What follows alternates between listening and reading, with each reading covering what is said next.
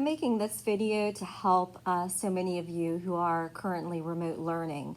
I'm analyzing political speeches. We're going to analyze and compare the structure of Martin Luther King's I Have a Dream speech with Old Major's speech in chapter 1 of this book called Animal Farm. Now, we're not reading Animal Farm, but what it is an allegorical novel written by George Orwell. George Orwell was an author who also wrote a famous novel called 1984. But by allegorical, I mean it is an allegory, meaning it's a symbol for something else. So everything stands for something else in the book. For example, these pigs on this farm kick out the farmer and take over.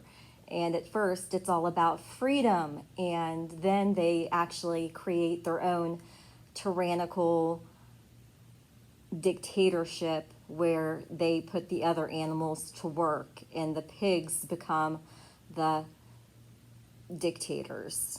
And it's all an allegory or symbolic of the Russian Revolution.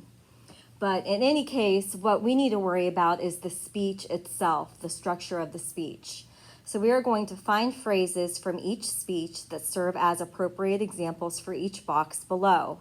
And we're going to do Old Major first. And to make it easier, what I'm having you do is anywhere you see the present situation being described, you're going to write A, who's benefiting under the current conditions. Prove unfairness, who's suffering under the current conditions. So as you're reading the speech, you can put a B. Provide a vision of a better way. What would conditions be like if the conditions were fairer than they are now?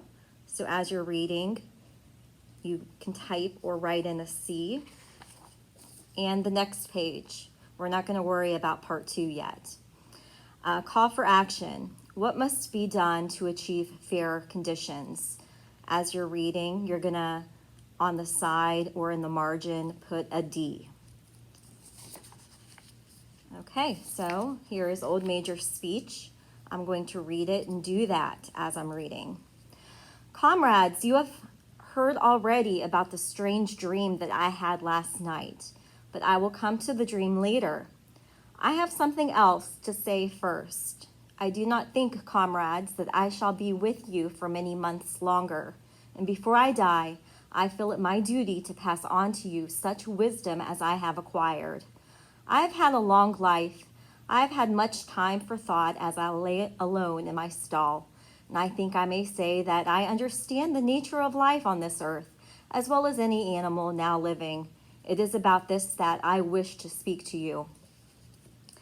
Now, comrades, what is the nature of this life of ours? Let us face it. Our lives are miserable, laborious, and short. We are born. We are given just so much food as will keep the breath in our bodies, and those of us who are capable of it are forced to work to the last atom of our strength. And the very instant that our usefulness has come to an end, we are slaughtered with hideous cruelty. No animal in England knows the meaning of happiness or leisure after he is a year old. No animal in England is free. The life of an animal is misery, slavery. That is the plain truth. B, who's suffering under current conditions. I see a lot of B in the second paragraph. No animal in England knows the meaning of happiness or leisure. No animal in England is free. The life of an animal is misery and slavery.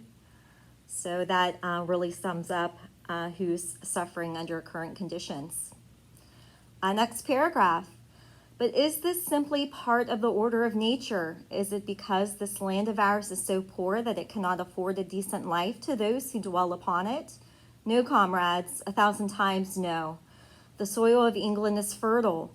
Its climate is good. It is capable of affording food in abundance to an enormously greater number of animals that now inhabit it.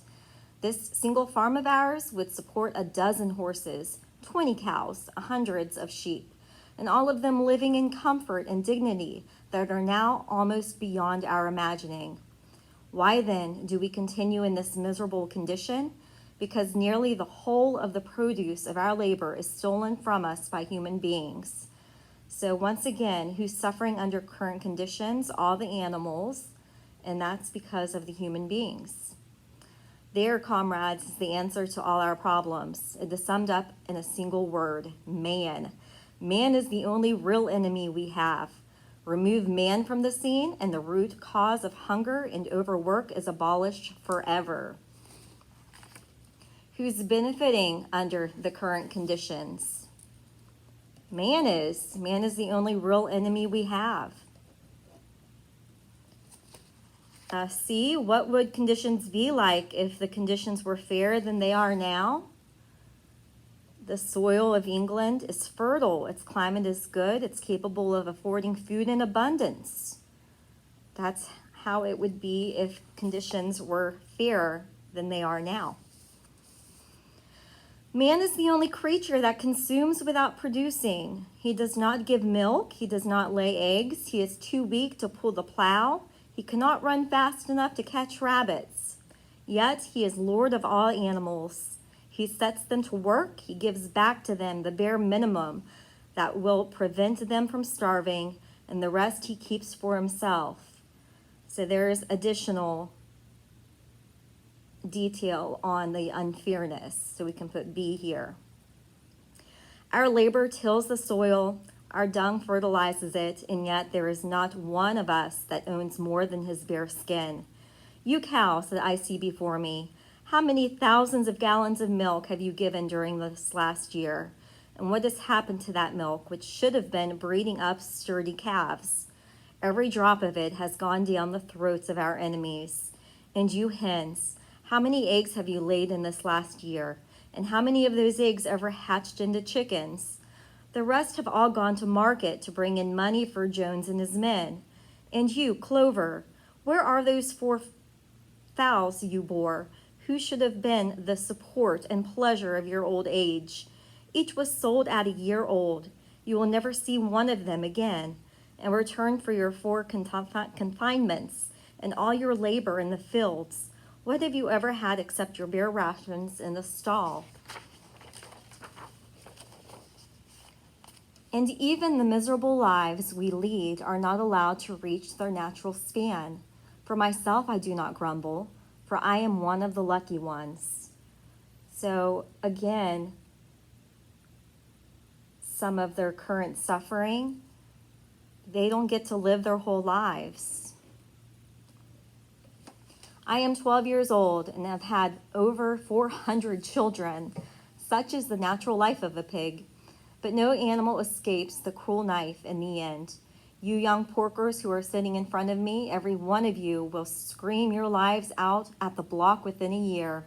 To that horror we all must come, cows, pigs, hens, sheep, everyone. Even the horses and the dogs have no better fate. You, boxer, the very day that those great muscles of yours lose their power, Jones will sell you to the knacker, who will cut your throat and boil you down for the foxhounds. As for the dogs, when they grow old and toothless, Jones ties a brick around their necks and drowns them in the nearest pond. Is it not crystal clear then, comrades, that all the evils of this life of our spring from the tyranny of the human beings? Only get rid of man, and the produce of our lives would be our own. Almost overnight, we could become rich and free. What then must we do? Why work night and day, body and soul, for the overthrow of the human race? That is my message to you, comrades, rebellion. I do not know when that rebellion will come. It might be in a week or in 100 years, but I know, as surely as I see this straw beneath my feet, that sooner or later justice will be done.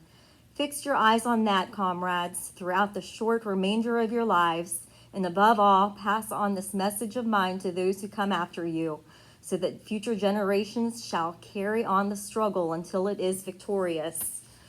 So we have this other question to answer. What must be done to achieve fairer conditions? Only get rid of man, and the produce of our labor will be our own. Rebellion. I do know that rebellion will come. It might not be in a week or in 100 years, but I know as surely as I see the straw beneath my feet that sooner or later justice will be done. So that answers our call for action. And remember, comrades, your resolution must never falter. No argument must lead you astray. Never listen when they tell you that man and the animal have a common interest, and the prosperity of the one is the prosperity of the others. It is all lies. Man serves the interests of no creature except himself. And among us animals, let there be perfect unity, perfect comradeship in the struggle. All men are enemies, all animals are comrades. Comrades, here is a point that must be settled. The wild creatures, such as rabbits and rats, are they our friends or our enemies? Let us put it to a vote. I propose this question to the meeting. Are rats comrades? I have little more to say. I merely repeat, remember always your duty of the enmity towards man and all his ways. Whatever goes upon 2 legs is an enemy. Whatever goes upon 4 legs or has wings is a friend. And remember also that in fighting against man, we must not come to resemble his ways. Even when you have conquered him, do not adopt his vices. No animal must ever live in a house or sleep in a bed or wear clothes or drink alcohol or smoke tobacco or touch money or engage in trade. So here is more for call for action.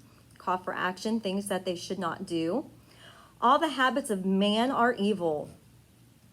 And above all, no animal must ever tyrannize over his own kind. Weak or strong, clever or simple, we are all brothers. No animal must ever kill any other animal. All animals are equal. And now, comrades, I will tell you about my dream of last night. I cannot describe the dream to you. It was a dream of the earth as it will be when man has vanished. But it reminded me of something that I had long ago forgotten. Many years ago, when I was a little pig, my mother and the other sows used to sing an old song of which they knew only the tune and the first 3 words. I had known that tune in my infancy, but it had long since passed out of my mind. Last night, however, it came back to me in my dream, and what is more, the words of the song also came backwards. I am certain which were sung by the animals of long ago and have been lost to memory for generations. I will sing you that song now, comrades. I am old and my voice is hoarse, but when I have taught you the tune, you can sing it better for yourselves. It is called Beasts of England. Beasts of England, beasts of Ireland, beasts of every land and clime, hearken to my joyful tidings of the golden future time. Soon or late the day is coming, tyrant man shall be overthrown, and the fruitful fields of England shall be trod by beasts alone. Rings shall vanish from our noses, and the harness from our back. Bit and spur shall rust forever, cruel whips no more shall crack. Riches more than mind can picture, wheat and barley, oats and hay, clover beans and mangel wurzels shall be ours upon that day. Bright will shine the fields of England, pure shall its waters be, sweeter yet shall blow its breezes on the day that set us free. For that day we all must labor, though we die before it break. Cows and horses, geese and turkeys, all must toil for freedom's sake. Beasts of England, beasts of Ireland, beasts of every land and clime, hearken well and spread my tidings of the golden future time. Okay, so using that as your annotation, knowing those different sections, you're going to summarize that into your table, into these 4 boxes. This is part 2 of analyzing political speeches for Old Major speech.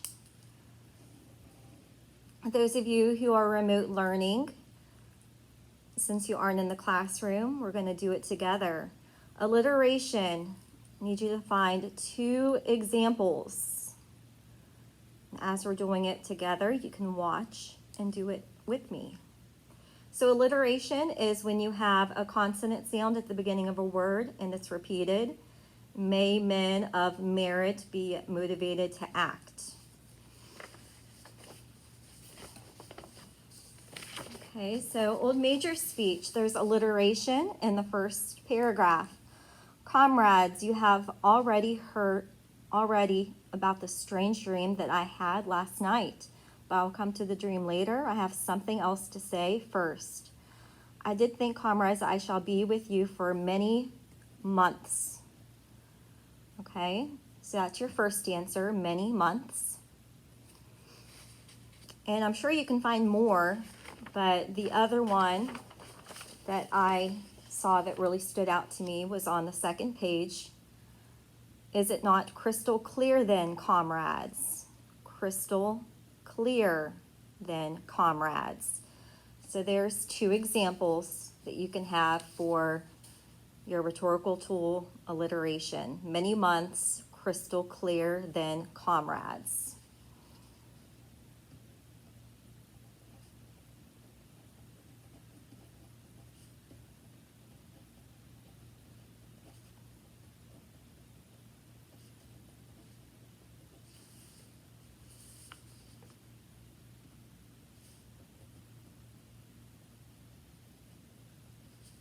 Our next example we're looking for is repetition, keywords or phrases that are repeated for emphasis. I'm going to use my orange highlighter here for this one. Let's see, comrades, comrades.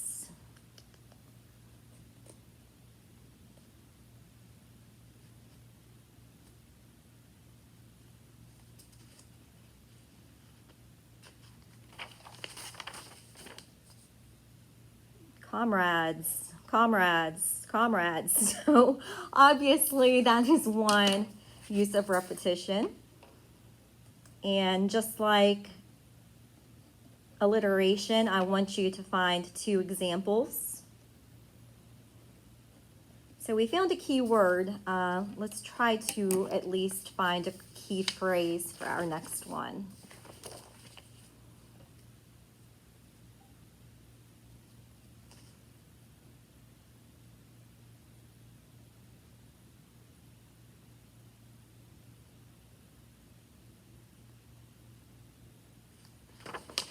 I'm going to go to the second page.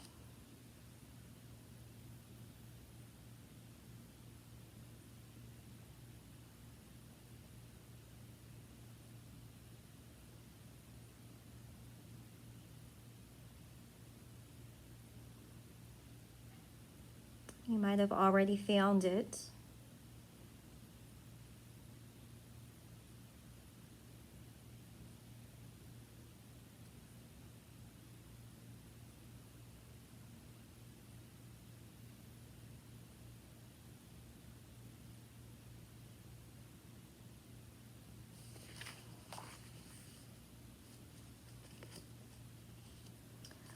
Beasts of England, Beasts of Ireland, Beasts of England, Beasts of Ireland. It's another one that's repeated. And that is a phrase, excuse me.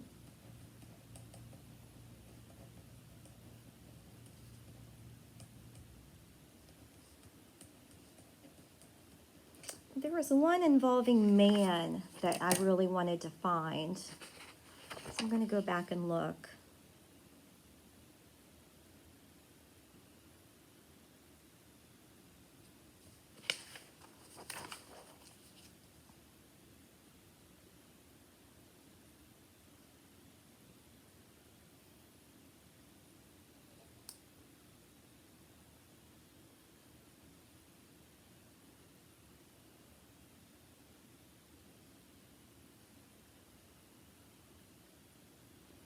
I can't seem to find it right now, but I did find another one. No animal in England.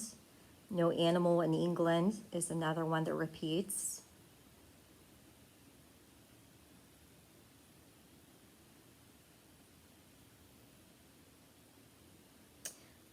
But I'm sure there are several other examples here. But those are two that you can have for your repetition. Now, metaphor, comparisons that help listeners envision. It was a dream of the earth, as it will be when man has vanished, It was a dream of the earth is an example of a metaphor. So for your 2 examples of metaphor, you can have that one.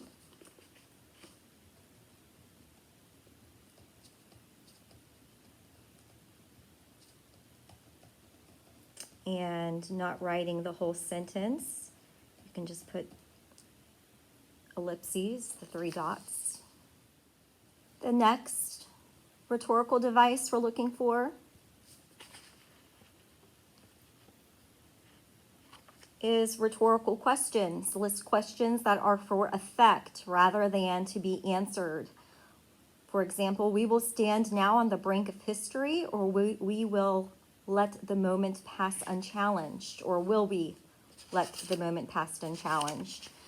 So where does Old Major ask a question, but he doesn't mean for it to be answered? On the second page, is it not crystal clear then, comrades, that all the evils of this life of ours spring from the tyranny of human beings? There's one. What then must we do? That's another one.